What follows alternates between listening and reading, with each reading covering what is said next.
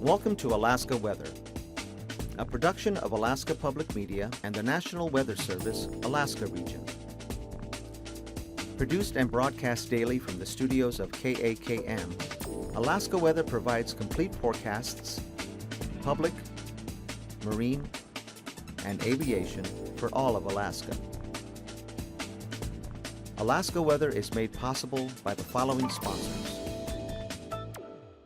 Cook Inlet Tug and Barge is a marine transportation company specializing in harbor services with a primary marketing focus on the Port of Anchorage, providing their customers with quality-based service specifically tailored to their needs.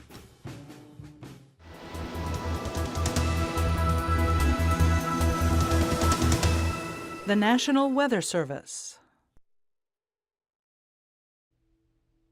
Hello and welcome back to another edition of Alaska Weather. I'm meteorologist Kimberly Hoeppner, and in just a moment we'll be going over your forecasts across the state, including your marine, aviation, and public forecasts.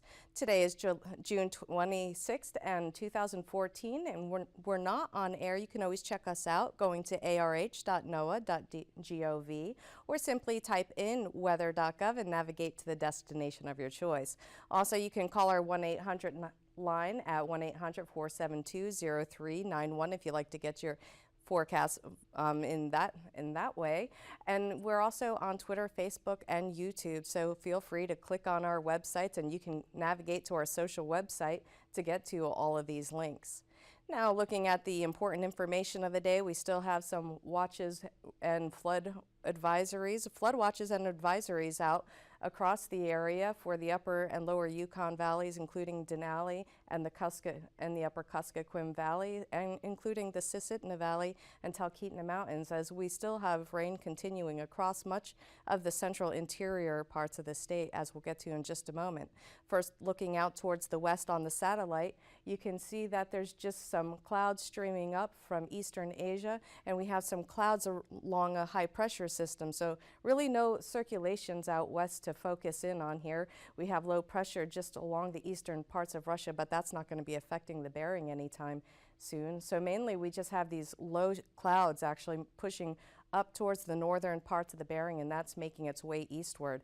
Looking closer to home, you can see a large area of clouds swathed around this low pressure system, occluded front that's moving eastwards towards the Dixon entrance. Elsewhere across the state, a broad area of weakening low pressure is bringing some clouds wrapping around old pressure systems that have been here for at least 1 to 2 days at this point. Along the Bering Sea, here's the high pressure, a little bit of a break in the clouds between the two systems. And as you can see, I'll put this in motion one more time, the counterclockwise system around the biggest system that's just south of the Gulf of Alaska. So watching that one more time, you can see that moisture is trying to stream up, but the weaker pressure system is just keeping this from creeping into the southeastern areas this afternoon. So here it is on the weather map. The low pressure system that's skating across the southern part of the Gulf areas is an occluded front with most of the rain concentrated along the front of the pressure system and just tightly wrapped around the back. A little bit of a break in the clouds between the low pressure across the state and the high pressure out towards the west. So here's where the rain, we had some showers along just north of the coastal areas. Most of the rainfall along the upper Kuskokwim Valley areas and just north, showers along the eastern Brooks Range and south in the Yukon Valley. And also we had some light rain reported across the Arctic coast as we went through the day. Clear skies, just a break, like I said, along the western coastal areas, and Alaska Peninsula saw some break in the skies, Kodiak staying cloudy. And then here's all the clouds that were across much of the Bering with high pressure centered just north of the western Aleutians. And then we'll see some light showers as there's just a weak disturbance along the situated between the two pressure systems along the eastern Aleutians. Now, as we head in your forecast for tonight, not much change in the systems. We have this high pressure that's going to be slowly building towards the central parts of the Bering. So fog and stratus is going to stay covered over the Bering, including the Pribilof Islands, low visibilities there.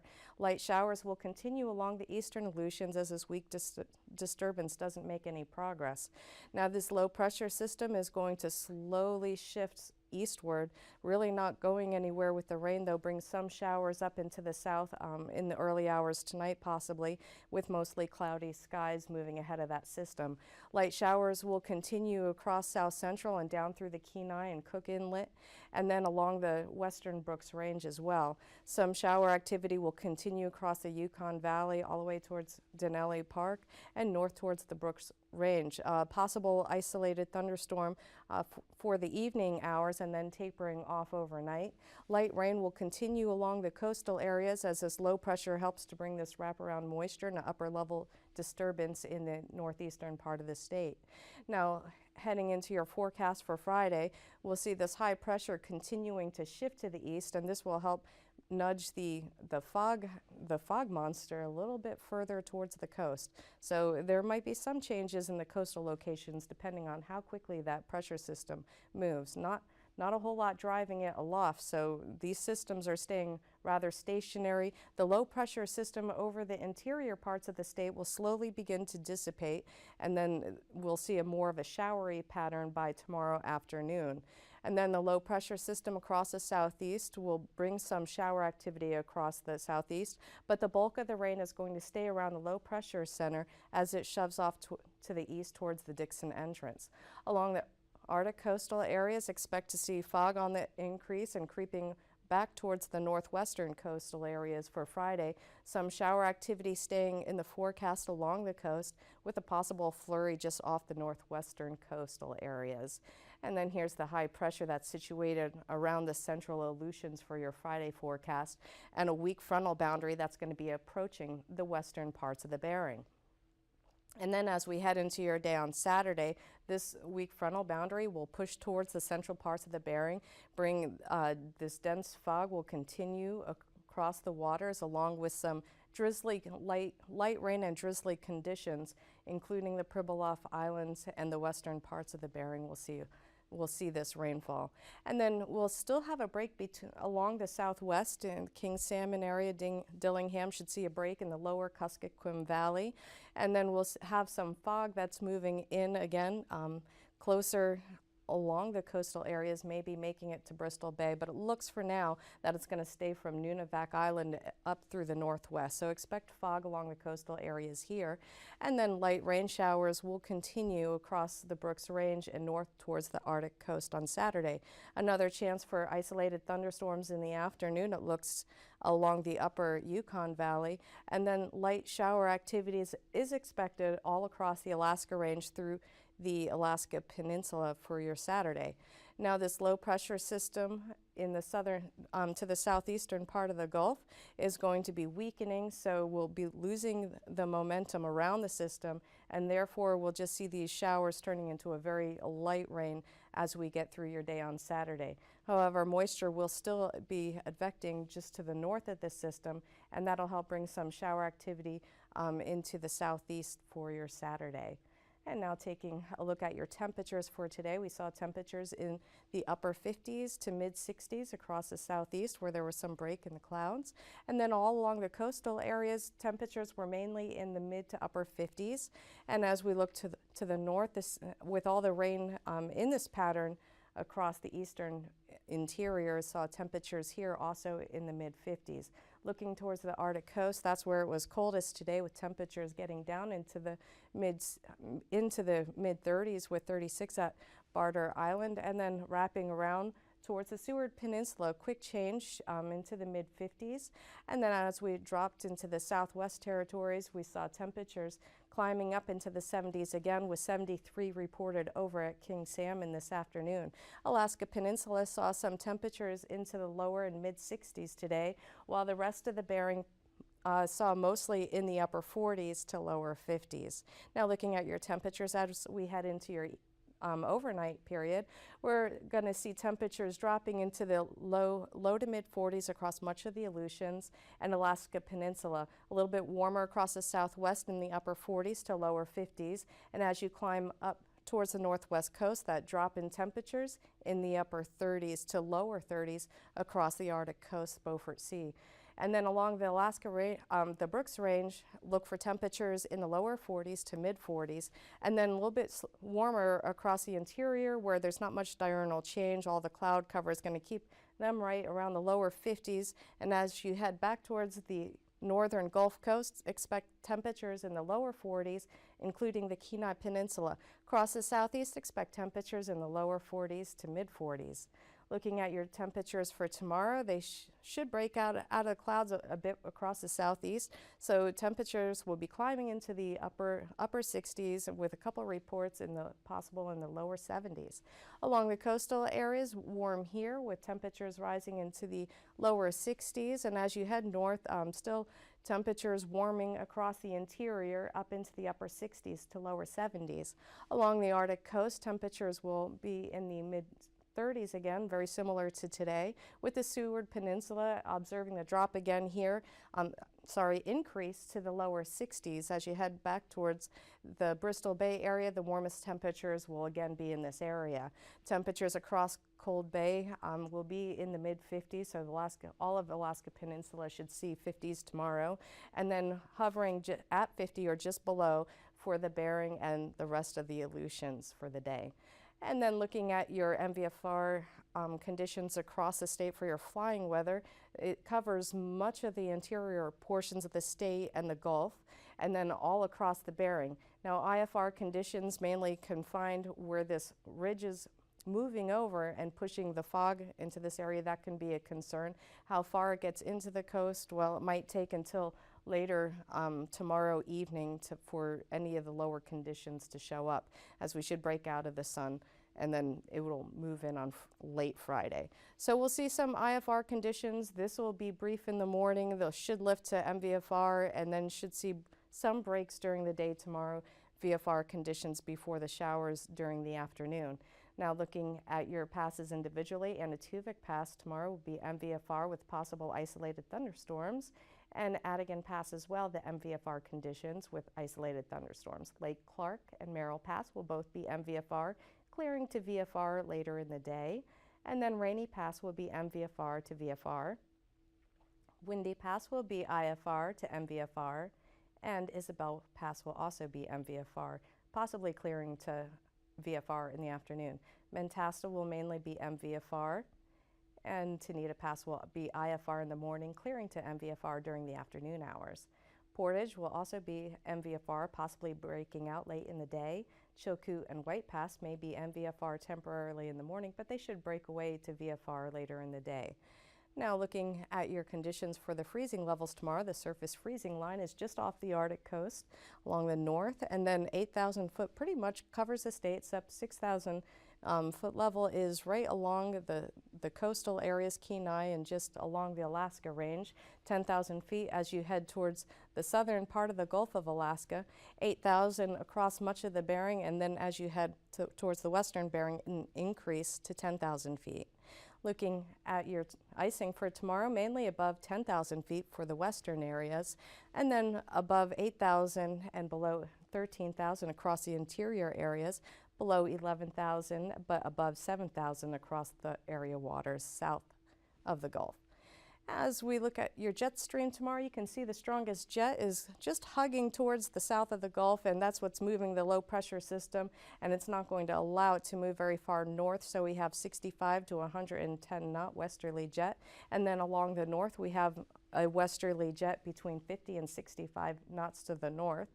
And then as we look at your lower levels, looking at a low pressure system in the northern parts of the state, change of direction around here with the highest speeds along the eastern parts of the state and along the Arctic coast between 20 and 25 knots, another change of direction around the low pressure system that's just skirting to the south of the Gulf there between 20 and 25 knots. And then the ridge building in is bringing northwesterly flow across the western areas of the state, and westerly flow be also all along the west coast behind the low pressure system sitting to the north. And then looking at your 3,000-foot winds, the strongest winds on the western side of this ridge out of the southwest at 30 knots, lighter flow across the Alaska Peninsula at 3,000. And then looking at the low pressure system, strongest winds are going to be on your west side of the low pressure here, and the winds aren't going to be very strong, between 15 and 20 knots, turning around the low pressure system in the north. Looking at your turbulence for tomorrow, below 10,000 feet along the system that's sitting here in the southern part of the Gulf, and then below 10,000 feet as we have that next front moving in from the west. Now in just a moment, we'll be back with your marine forecast, so please stay with us.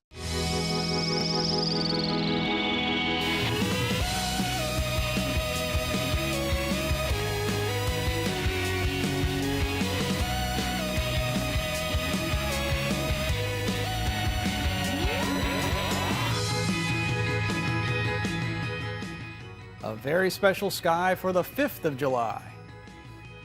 Hey there, stargazers. I'm Dean Regas, astronomer for the Cincinnati Observatory. And I'm James Albury, director of the Kika Silva Pla Planetarium in Gainesville, Florida. We're here to help you find your way around the sky.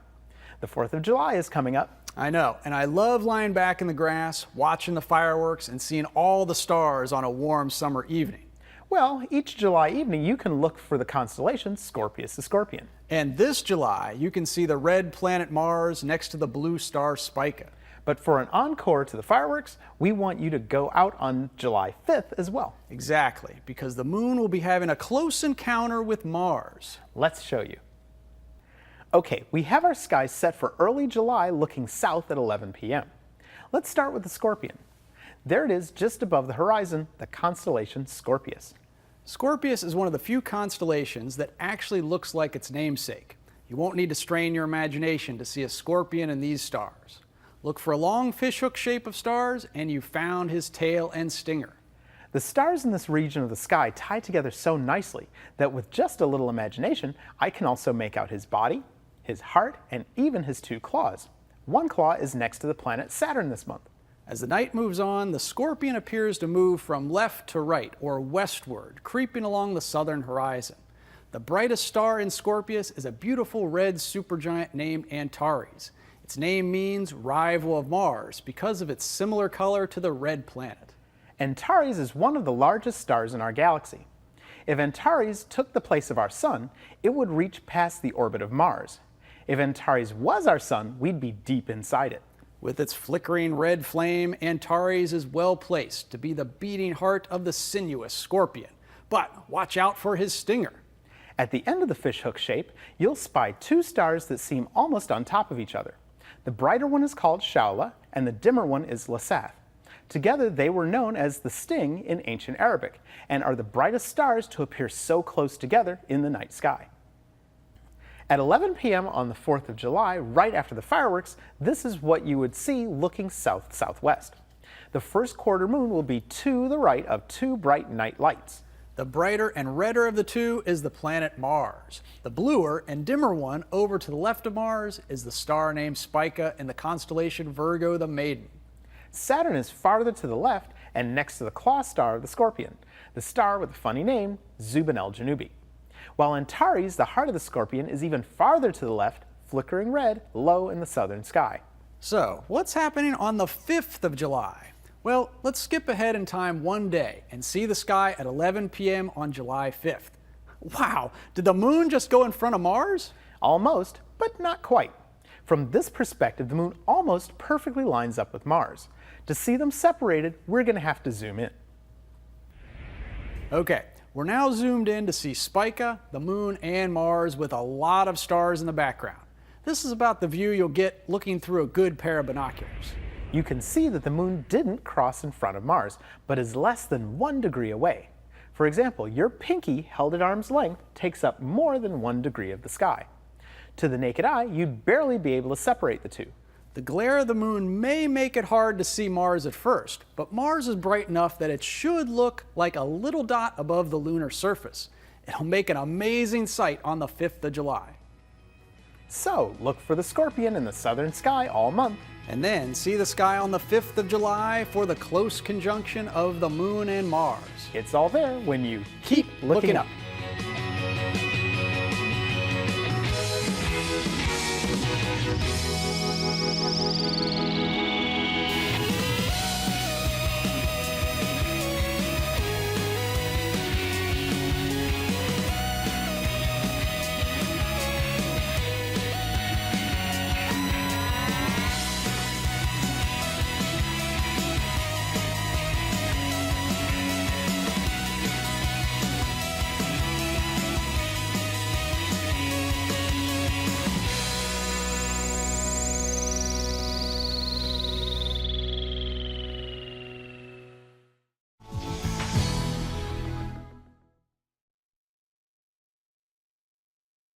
Welcome back to the show, and now on to your marine forecast. Looking at your inner waters tomorrow, inner channels tomorrow, between 10 and 20 knots with the strongest winds as you head towards the Dixon entrance out of the southeast. And then the seas here will be between 2 and 4 foot across the inner channels. Outer waters will see winds strongest towards the Dixon entrance here around that low pressure system. Small crafts between 25 and 30 knots out of the east and southeast. And then as you head towards Yakutat, looking at an east to northeasterly flow. Seas here will be between 7 and 10 feet on Friday, and heading into your Saturday forecast, winds will be out of the south towards the northern Lynn Canal, and as you change a wind direction out of the north, and then again out of the southeast as you make it towards the southern channels.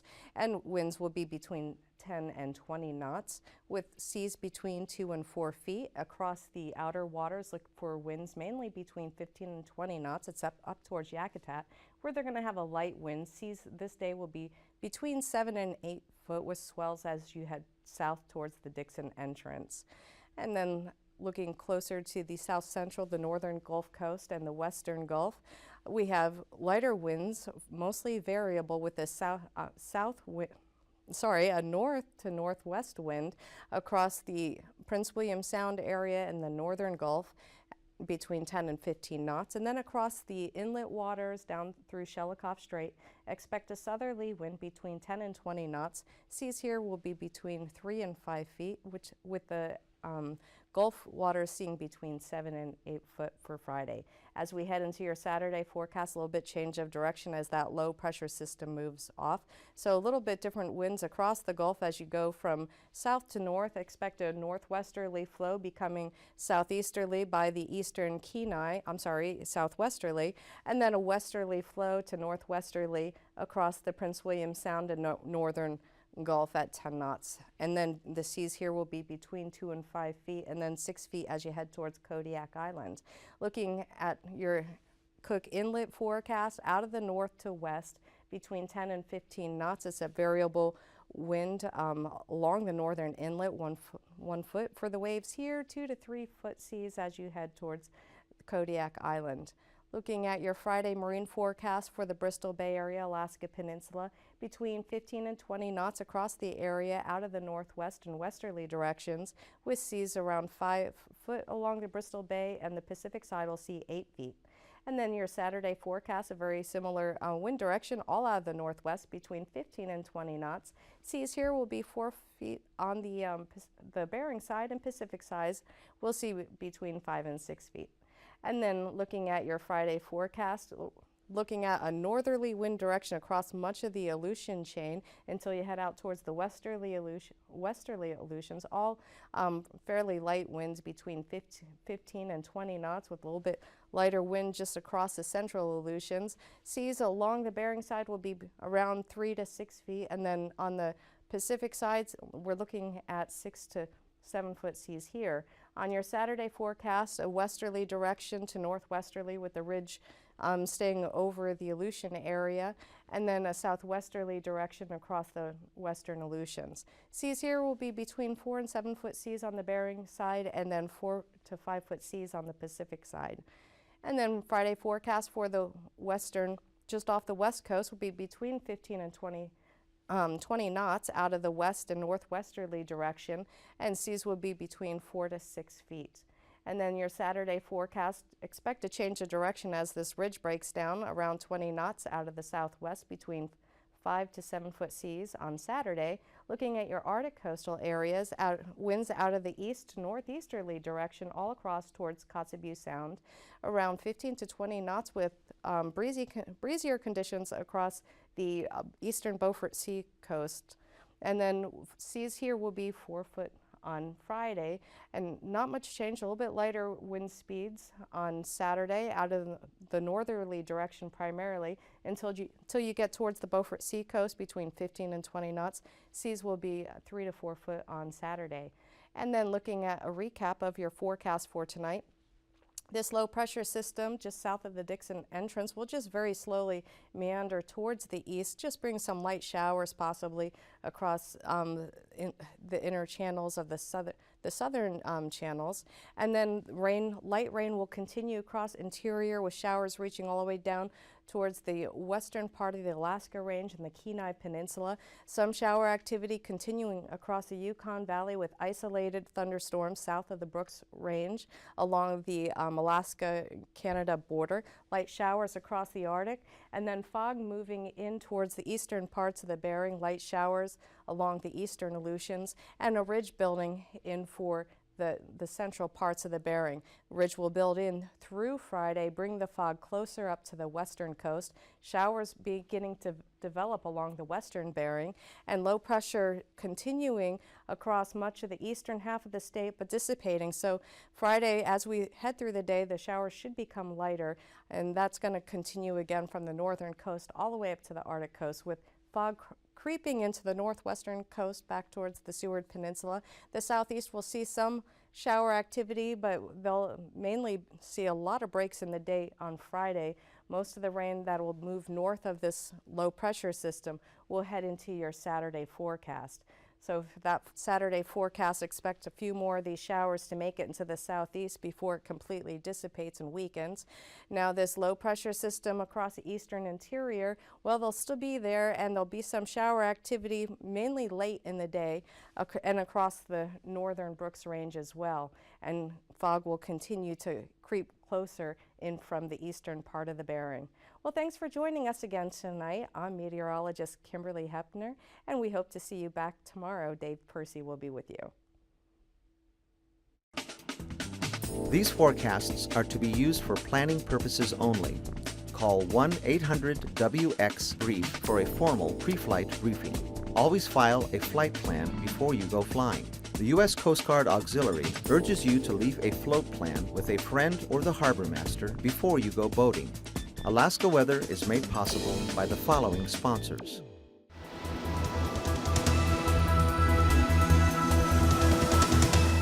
The National Weather Service.